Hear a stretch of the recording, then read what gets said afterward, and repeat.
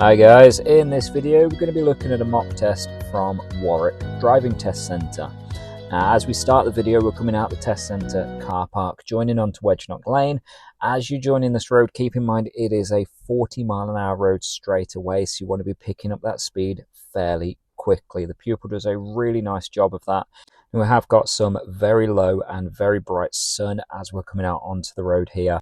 Now, if you do find yourself driving in conditions like this, it can be handy to have some sunglasses to hand. Now, this is particularly true during the winter months when you've got low sun during the morning and evening rush hours. Now, if you do get affected by low sun like this and you haven't got shades, keep in mind your priority is to keep yourself safe. So you want to make sure that you're not traveling faster than you can cope with in these conditions. And the same applies in any adverse weather conditions, whether it's heavy rain, snow, fog. Just make sure you can stop within the space you can see to be safe.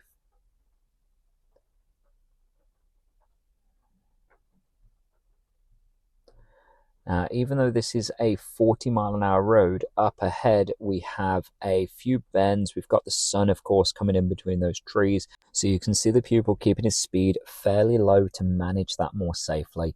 And that's why I'm not going to fault him for his speed here, because even though it's a 40 zone and he's going slower than the speed limit, he's not causing any disruption and that lowered speed is reasonable.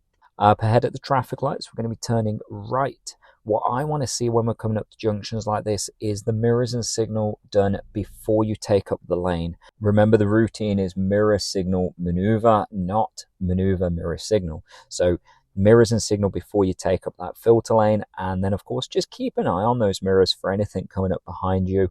And that could be things like a cyclist coming up alongside you to wait at the lights as well, or a car that's in the wrong lane, or even a blue light vehicle that's coming up behind. So lots and lots of mirror use while you're approaching those junctions. Be very aware of your environment while you're waiting for the lights to change as well. What you don't want to be doing is staring at the traffic light and just zoning out from everything else. Keep your eyes moving for anything that might affect you when the lights change and you start going into that turn.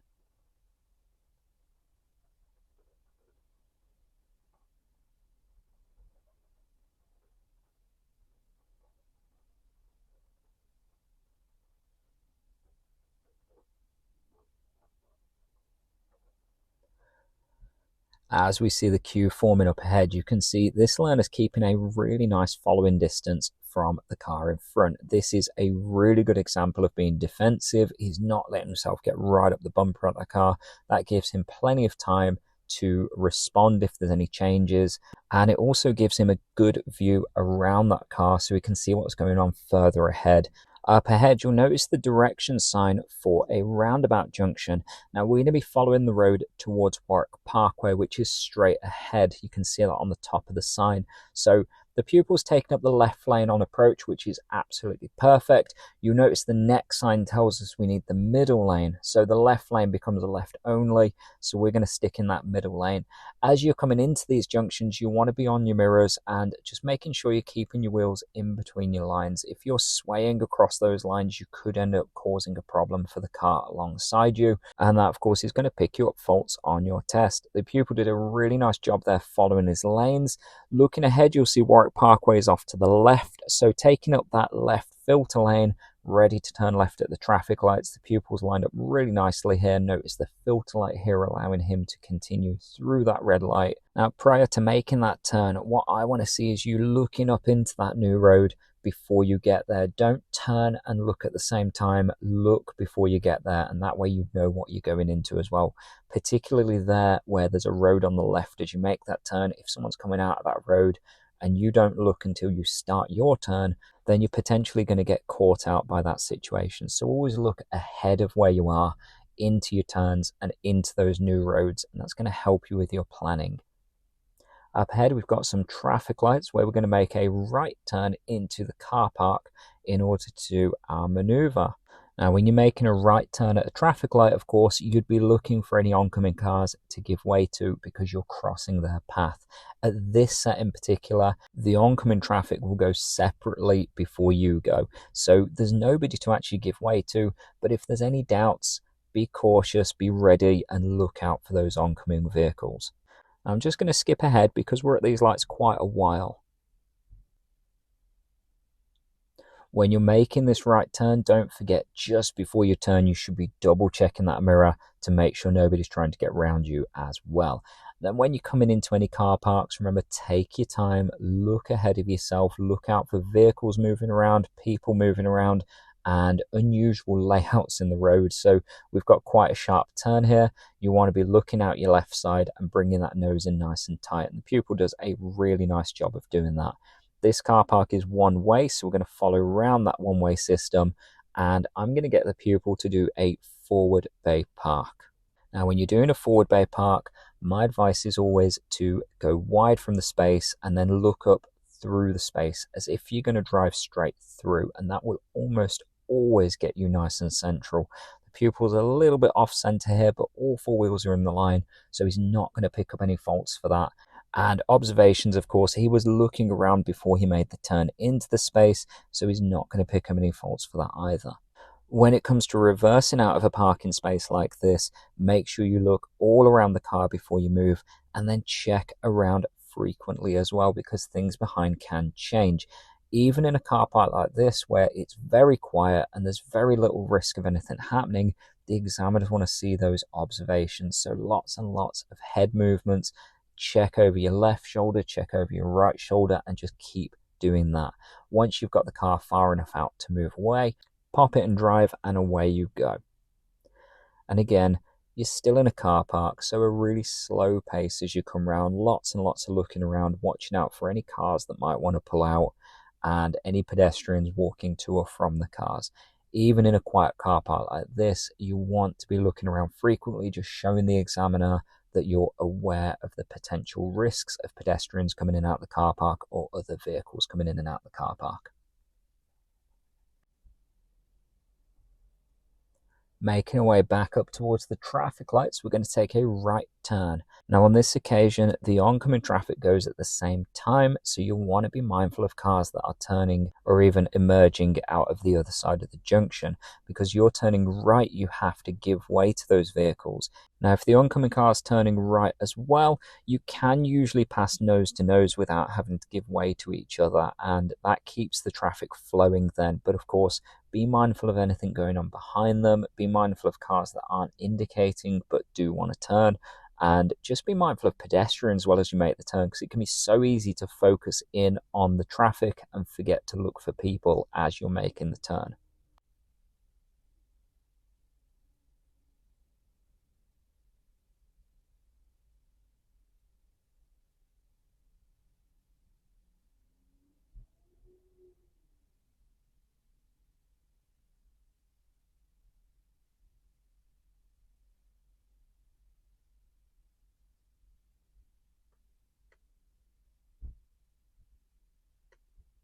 As we start moving, you'll see the oncoming car starts indicating and steering to the right. The pupil reacts really nicely by looking over to the right, checking it's clear, and making progress across that junction. There's nothing else to give way to, so he's got a clear path to do that. Again, we've got that really low sun in our face. You can see the pupil keeping the speed lowered because of that poor visibility there. So remember, take some shades with you if you're doing your driving test in the winter months, particularly in the early morning or later on in the day, and just take your time if your view is hindered by that low sun. Now we're taking the next road on the left and then the first road on the right. Just before making the right turn, you'll notice the Mini on the right hand side. Now that's going to affect the cars coming towards us out of that road, and this shows why it's so important to look up into that road before you make your turn. If something is coming and you don't look before you turn, you're going to end up face to face with whatever that is. So spotting the problem early, that Mini, and then making sure you look up and ensure you've got a safe path before you make the turn, absolutely essential to demonstrate good planning, good awareness to that examiner, and keep you en route for a pass, and also to keep you safe after you've passed your test.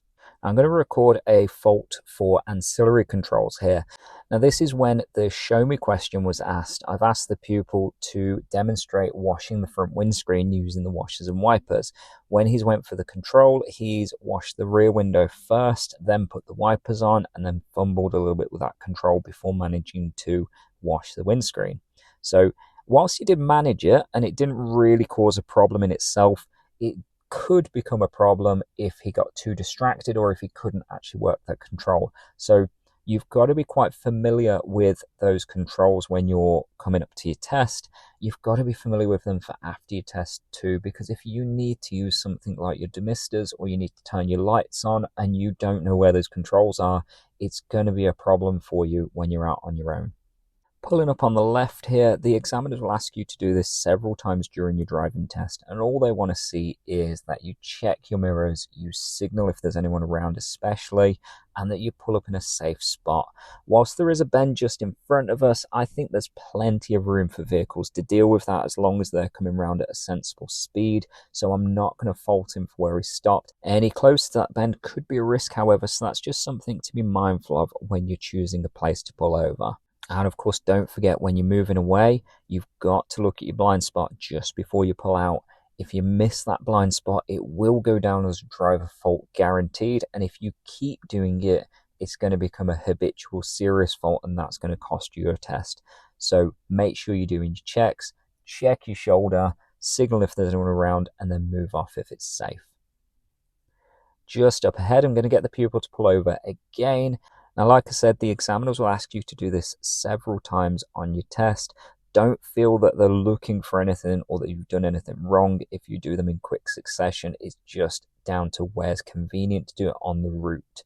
Now, again, I'd have stopped a little bit sooner than this, but he's far enough away from the junction that I don't think it's going to cause too much of an issue. He's used his mirrors, he's signalled, he's pulled over nice and smoothly, quite close to the curb, and before moving away, he's over that blind spot again, and he's making sure he's safe before actually moving off too, and that's the important part. It's just looking around and making sure you choose a safe opportunity to move off. Coming out onto this road, we're back into a 40-mile-an-hour zone, as you should have seen at the end of that last road. And we've got a few bends up ahead, so it's not really the best road to be looking to do 40 on, especially as we come down the hill and into the left bend after this section. It gets very narrow very quick. So you'll want to be over the brakes as you come down that hill, looking up into the road and just traveling significantly slower than you'd expect to be on a road like this, just because of that poor visibility on the bend and that narrowing that happens just in these hedges here. Now, as you can see, the pupil handles this really nicely. The speed's right down. His position's a little bit more towards the center than ideal, but it's not to the point it causes any risk because we can see enough to deal with the position he's in safely if we need to. And of course, his speed again is right down as we come into these narrow sections on this road. He's using the mirrors frequently, which is something I cannot stress enough when you go for your test.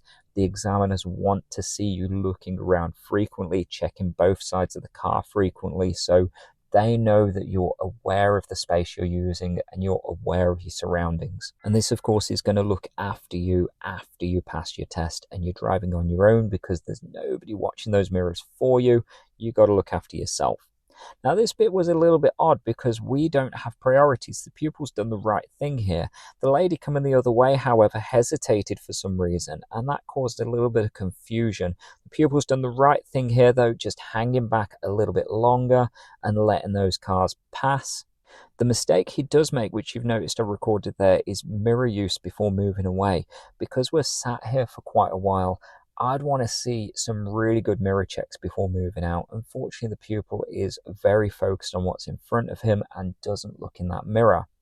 Because there's nothing coming around us, there's nothing behind us, I'm only going to record a driver fault. However, that situation could escalate if there's a push bike coming up behind you and it tries to go around you. We're going to be taking the next road on the right. Now, the pupil is a little bit grabby with the steering wheel here, which I'm going to record as a junctions turning right driver fault. Now, looking back over this, I think that the pupil was looking down at the markings and trying to make sure he went round the lines.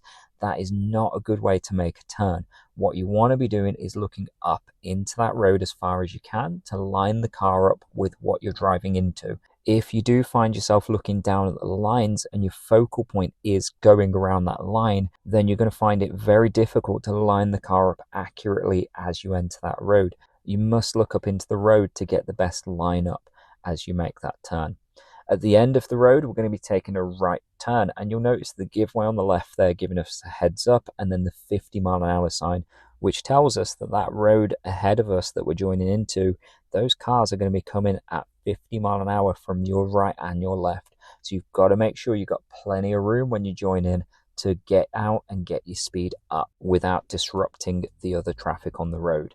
And as we're coming out of here, you'll see the queue up ahead, and there's no apparent reason for this until we get a bit closer, where you'll see the two cars sat in the middle of the road who have had a bit of a collision.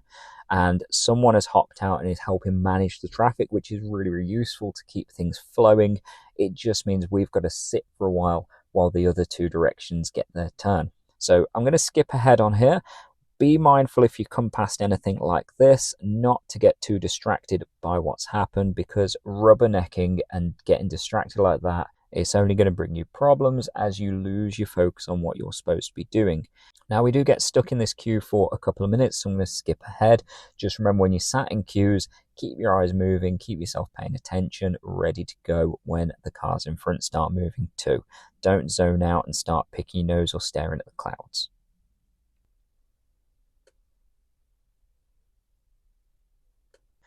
As you're about to move away, don't forget to check those mirrors just to make sure you're not being overtaken by any motorbikes or push bikes.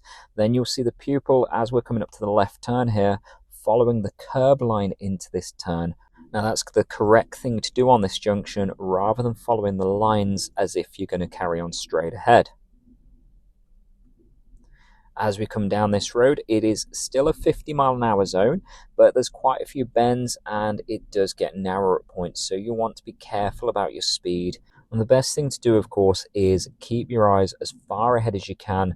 Look out for the clues where there's bends approaching or narrow stretches, and just ease off that power, cover your mirrors, and take your time as you come into those bends. The pupil does a really nice job along this road. His mirrors are covered regularly, his positioning's really good, and whenever we do come up to a bend, you can see the speed lowering down nice and gently as he just lets go of the power to let the car do the work for him. And this is the nicest way to do things, in my opinion. You don't want to be gas brake as you go along here, because that's going to become uncomfortable. But of course, if you need the brakes, by all means use them. Just make sure you're using them early and smoothly to keep the car as controlled and as balanced and relaxed as you can. And that, of course, is going to help your examiner feel more relaxed and feel that you're more in control of the car. And of course, after your test, when you come to driving around with family or friends, then they're going to feel the same way, that the car's well controlled and that the drive's relaxing. And then, of course, they're going to feel comfortable and safe getting in the car with you. Whereas if you're driving quite erratically and uncomfortably, it's going to put people off of getting in that car with you. Another warning about some bends up ahead, and you can see the pupils right down to 35 mile an hour for that. And that's pretty reasonable for conditions like this. Remember, the limit is just that. It's not something you have to do, it's just the maximum you're allowed.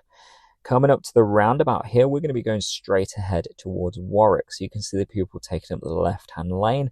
It is quite a busy roundabout, and this one does intimidate people sometimes because of that, the amount of trucks coming around it especially. But it's not actually that complicated a roundabout in itself. So left lane to go straight ahead or left, and right lane to turn right if you're off for a day in Stratford. Now, because we're going straight ahead, of course, we want to give way to both of the lanes on the right, because that inner lane could be coming off at the same exit that we are. Now, the pupil does a really nice job timing his entry to latch onto the back of this black BMW. He's got plenty of room in front of him for that BMW to come over into our lane and leave the roundabout. So that's a really, really good example of how to do that roundabout. As we come up here, you'll see Warwick is straight ahead and we need the left lane. So if you change your lane, get on those mirrors, pop your signal on, make sure you're safe, and over you go. Now at this section, what you don't want to do is start going down that left-hand lane because it says M40N. Now that is the motorway, and as soon as you head towards the motorway, you're going to fail your driving test because an examiner cannot legally take you on the motorway. The only time a learner driver is allowed on the motorway is when there's two conditions that are met. That is that they're accompanied by a qualified and registered driving instructor, and that the car they're in is dual controlled.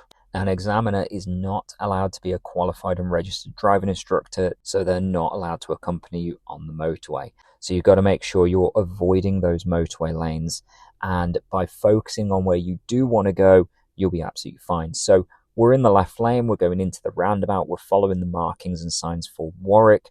If you can make this out, up on the sign ahead, you'll see that Warwick is in lane 2. So as we enter, the pupil's done a really nice job here following those short markings in towards the lanes, into lane 2, and then looking ahead, we've got some traffic lights. Just be mindful as you come round that these will stop you sometimes. That's the whole point of them, so the other traffic can get in safely.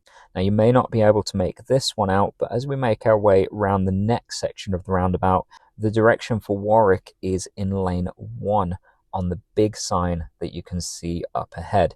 The sign that you can see next to that with the sun reflecting off of it, the very top of it says Coventry. The next part of it says Warwick Hospital. Don't get them muddled up. You go into Warwick, not Coventry. So you want to follow this lane around. If you do end up going the other way, once you leave the roundabout, get on those mirrors, put your signal on and move to the left lane and just carry on as normal. Remember, going the wrong way does not cost you on your driving test as long as you do it safely. And if you're going onto the dual carriageway, the ideal place to be is that left-hand lane, unless you're overtaken, of course. So if you do make a mistake and end up going down that route, just make sure you shuffle over to the left lane as soon as it's safe. Up ahead, we've got a bend, and you'll see the pupil just easing off the speed a little bit here as we come round, dropping down to about 30 miles an hour. That's a really good way of doing that bend. Don't forget to check your mirrors before you do that, because then you know what's going on behind, if anyone's going to be a problem to you while you're doing that. Now, the next roundabout is a really good demonstration of why those mirrors are so important. So I'm going to splice in the rear camera here just so you can see what's going on behind us.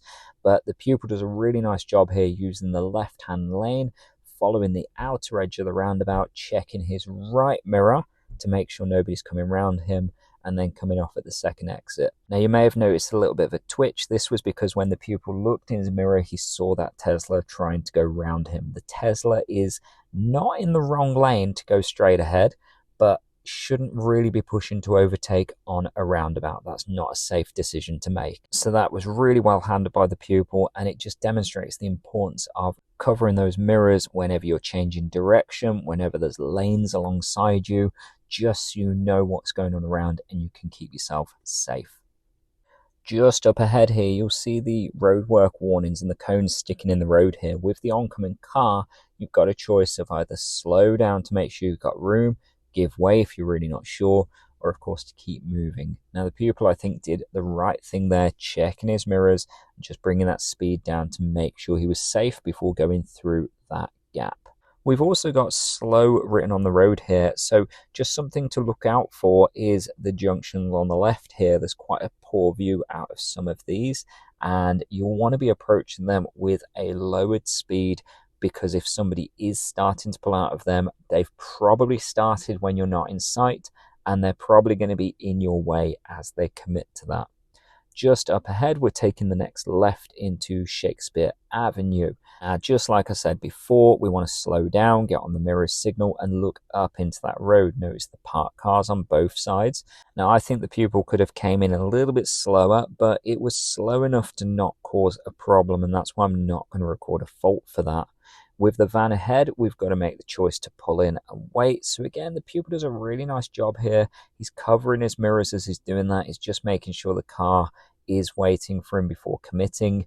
And then we've got the roundabout, straight ahead, second exit.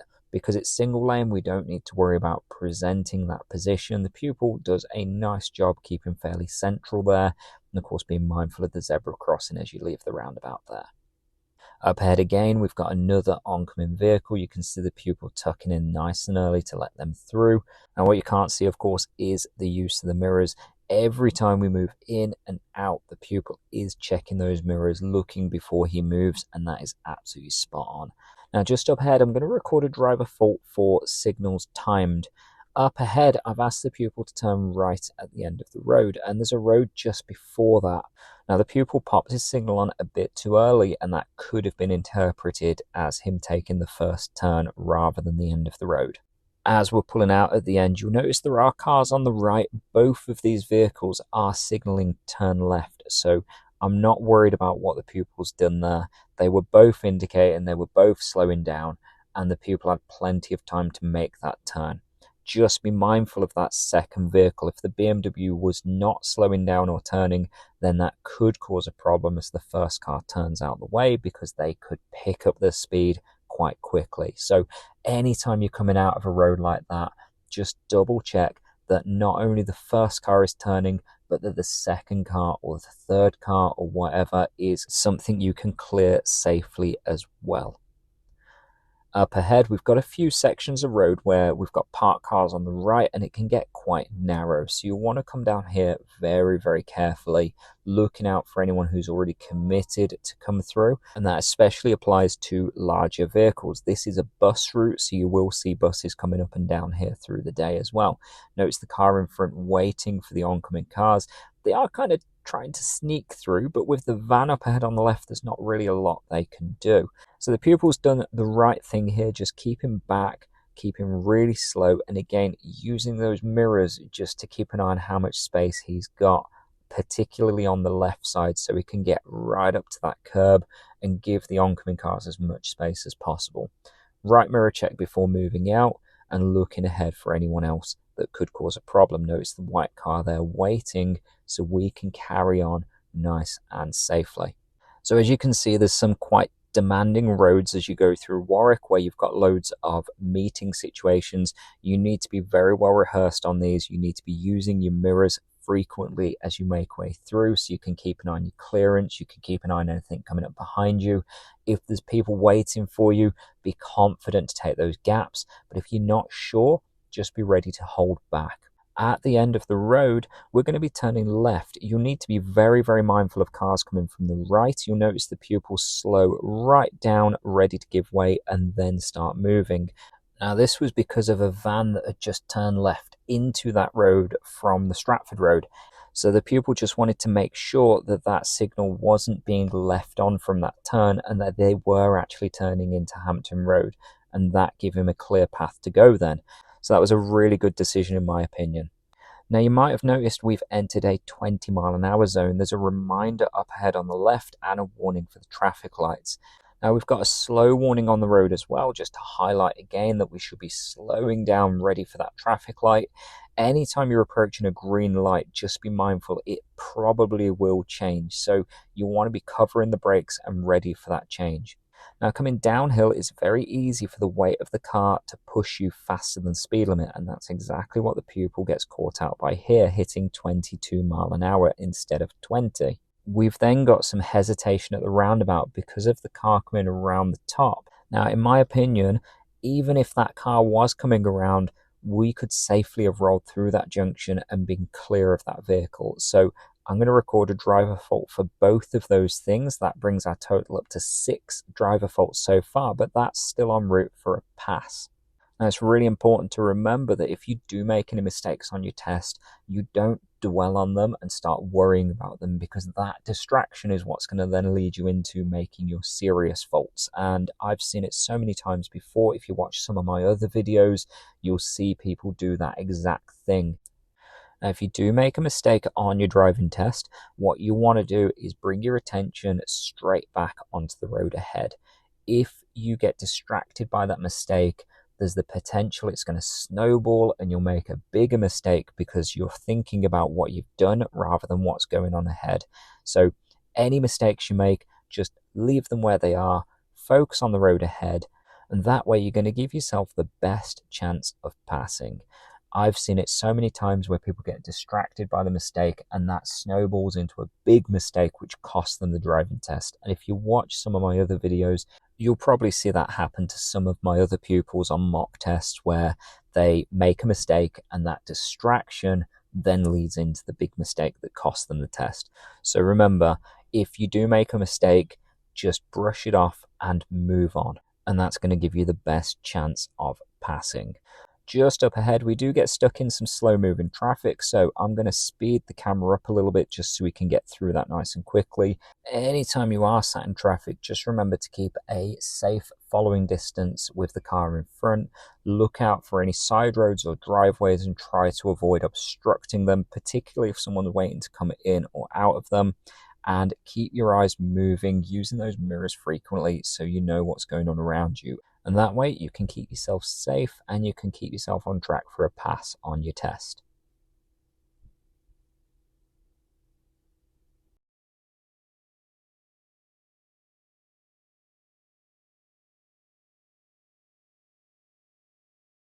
Just up ahead, we're going to be turning right at the traffic lights, and as you can see from the markings here, you'll need to move out into that second lane. Now before you make that move, you want to be on those mirrors and signaling so everyone knows what you're up to. And then of course, just keeping a good following space on the car in front as you join in the queue for those lights.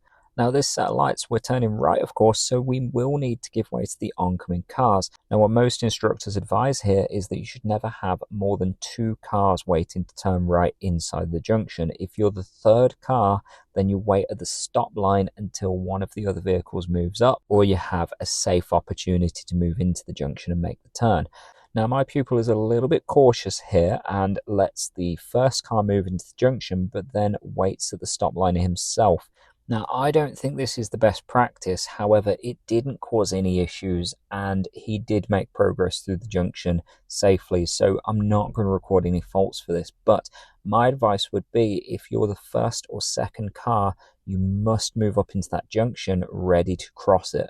If you're the third car, then you could find it difficult getting out the junction if those lights change back to red, and you don't want to be in that situation. So if you're the third car, wait at the stop line. And that way, when the lights change, you've got plenty of time to make your way across that junction safely. Now, making our way back towards the test centre here, there's not a lot really that happens. The car in front is very slow to pick up their speed. Now, as a learner on your test, that could be recorded as a fault for not making progress. The pupil does a really nice job just keeping a good following space. We don't know why the guy's going so slow in front. Now, they could be looking for somewhere in particular, a road or an address, so that could mean they just pull over without much warning. So you want to be very mindful of that potential and keep a good following distance. While you're doing that, keep on the mirrors too, because not just them being overtaken, but while you're sat behind that car, you could get overtaken by someone behind you as well if they're getting impatient. And again, this stresses the importance of those mirrors and how useful they are in keeping you safe when you're out and about. Now that's going to bring this mock test to an end. And if you've been keeping count, that gives the pupil a grand total of 6 driver faults. We've got no serious or dangerous faults, so that would be a pass if this were the real thing. So that's a really nice drive overall, and I hope that watching this has been useful for you in preparing for your own driving test. If you do find these videos useful, please like, share, subscribe, and let me know in the comments, of course, and I will try and keep these videos coming. Thanks again for watching. God bless.